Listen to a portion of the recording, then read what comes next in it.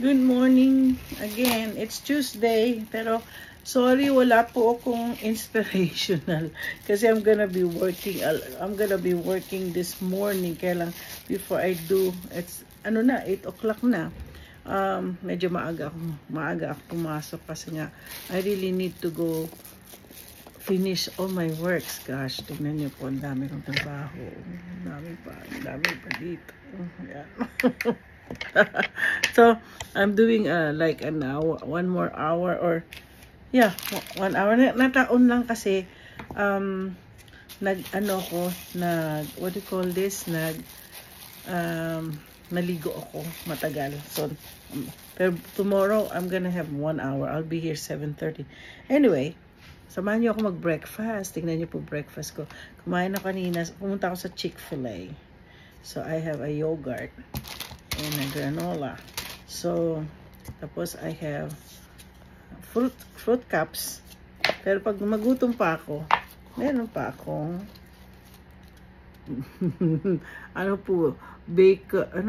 sausage, eggs, and hash browns lang naman yan. So, yan yung ng drive-thru.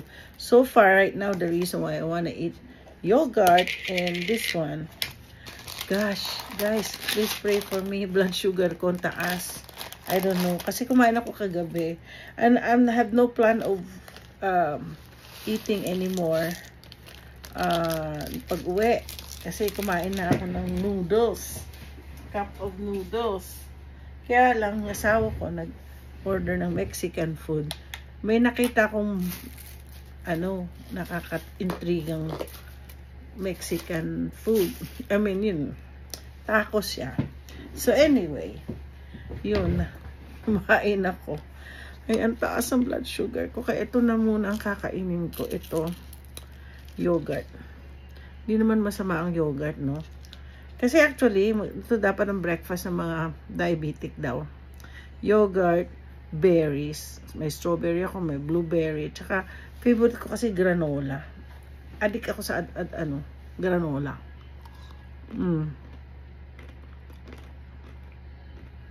Masarap siya po. So, anong chismis natin? Masyadong, alam niya sa mga panahon to. It's April 2nd na. Ayokong magpanik. Dami kong drop off. So I have to finish. Plano ko na matulog sa Saturday para matapos ko ng lahat. Pero alam niyo, last year natapos ko. Glory to God. Hindi ko alam paano.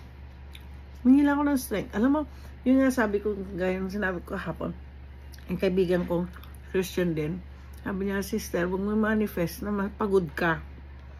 Huwag mo sasabihin pagod ka. Alam mo, pagod ka, pero sabi mo, my strength is with the Lord. God will give me more strength na. Alam mo, pinapractice ko na kanina umaga kahit masakit likod ko. Lord, pagaling mo ako in Jesus' name. Blood sugar ko, Lord, pababain niyo in Jesus' name. Tingnan niyo. Update ko kayo kung anong mangyayari kung kinakain ko. Tapos, may fruits. Masarap nga lang dito ng fruits. Namimiss ko naman ng fruits sa Pilipinas. Kaya lang, bawal sa diabetic ang mangga. Ito, oranges. Pero may oranges to. Ito, strawberry. Ayun yung marami. Excited ako.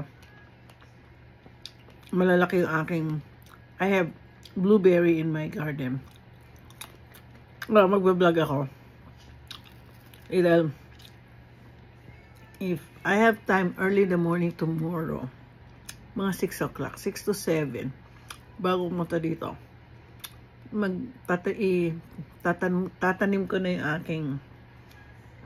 aking talong. Mga talong.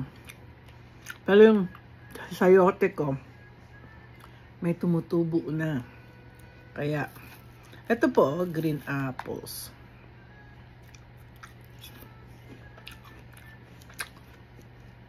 Ang green apples kasi, medyo maasim. Ngayon, ito yata, I think ito Fuji apple to. Ito. Yan ang pinabaon, matamis. Ayan, pinabaon ko sa asawa ko. Yung Fuji apple. Kasi pag nagpe-prepare, kanina, kagabi kasi wala na akong time, pagod ako, kaya nga nag-order ako ng Mexican food. So, nang asawa ko ng burrito. Nag-order ako ng yung open taco na merong refried beans at saka yung Spanish rice. Gusto niya ng burrito. Minsan yung mga yun, naglalagay sila ng cream, ng guacamole. Kahit nasabihin kong huwag ilagay, ay kung aking mata. Ayun. So, ginawa ko na umaga. Sapsari vlog din, ano? Kaya nga mag-discard kapag dating sa pagkain. So, ayaw niya nung open, yung taco, hindi niya kinain. So, ginawa ko, meron akong tortilla na malaki.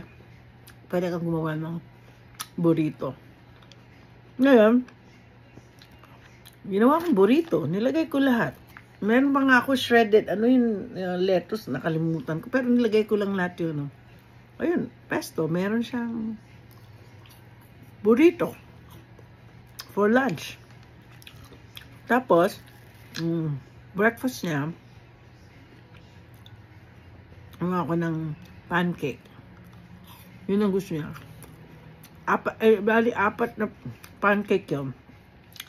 Isang pancake doon, merong blueberry.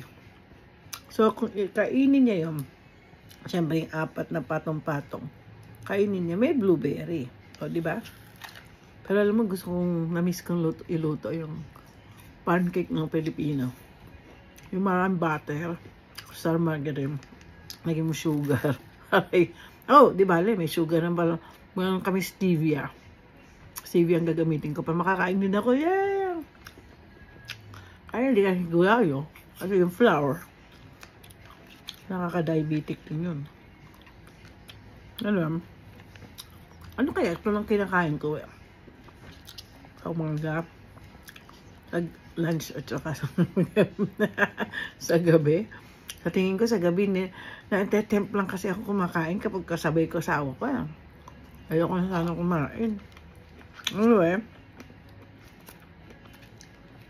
so nga bumili na. Ay, hopefully, mamaya darating na yung mga in-order ko online. Mga, tag nito, mga order ko ng kangkong, ano ba, mga gulay. Puro gulay. May talong, may dami. Kaya magluluto ako ulit. Ang titipid kasi ako.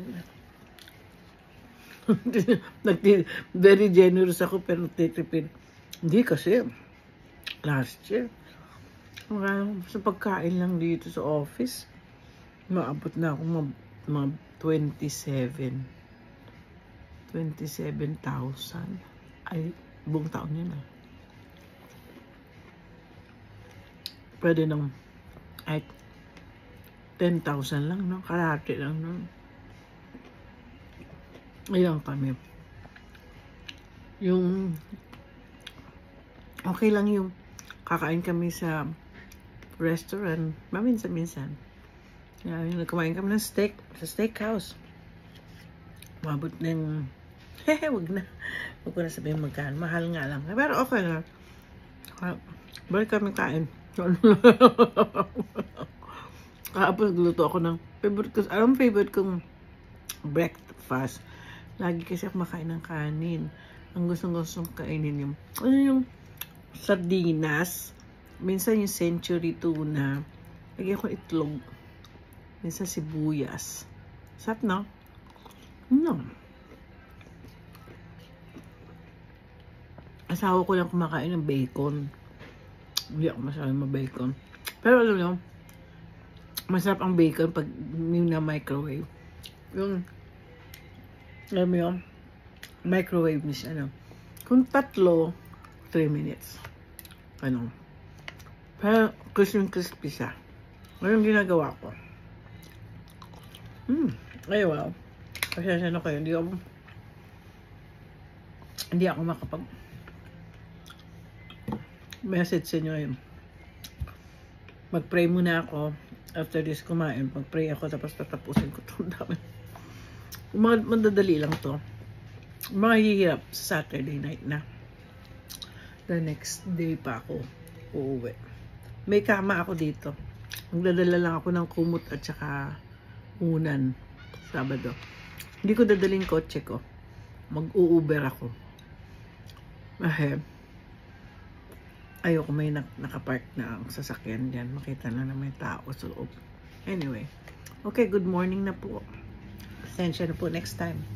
Mag-pray ako. Pag-pray ko, wala akong motivation. Pero talaga sa totoo lang. Pagkagising ko kaninang umaga, nagluto ako. Maligo ako. Kulang oras. Anyway. Okay. Good morning na lang. I hope and pray na kayo ay nasa mabuting kamay. Always remember, God loves you. Babush.